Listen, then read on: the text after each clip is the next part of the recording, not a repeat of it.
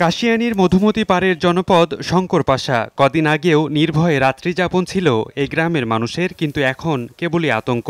এখন তো আমাকে আতঙ্ক থাকে, চিন্তা থাকে, রাত্রি ঘুম জায়গায় যে থাকতেছি, যে আমাকে কোনো নিরাপত্তা নাই। জানি না যে আমাদের কি ভুল, কি অপরাধ যে বারবার যে আমাদের এইভাবে আমরা শিকার হচ্ছি।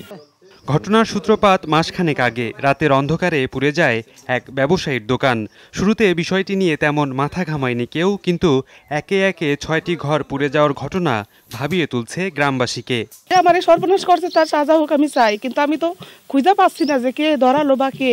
আমরা আগে যেরকম আমার কেউ ছিল না, আমরা মহিলা মানুষ একেবারে নিলিবিলি ঘুমাই থাকতাম, সেইভাবে চাই। অগ্নিকাণ্ডে হতাহতের নজির নেই। ঘটনার পর থেকে গুজব উঠেছে জিনের কারসাজিতে আগুন ছড়াচ্ছে গ্রামে।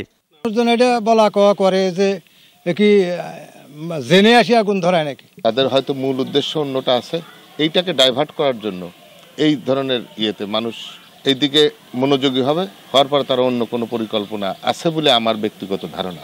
আগুন রহস্যের কিনারা করতে তদন্ত শুরু করেছে পুলিশ। কে বা কারা করেছে, কি উদ্দেশ্যে করেছে, সে ব্যাপারটা যেন ভালোভাবে আমরা তদন্তের মাধ্যমে বের করে নিয়ে আসতে পারি। আমাদের এ ব্যাপারে আন্তরিক প্রচেষ্টা অব্যাহত আছে। রাতের আধারে বসতঘরে আগুন দেওয়ার ঘটনায় সন্দেহভাজন কয়েকজনকে খুঁজছে পুলিশ। তাদের আটক করা গেলে রহস্য উদ্ঘাটন সম্ভব বলে বিশ্বাস জেলা পুলিশের।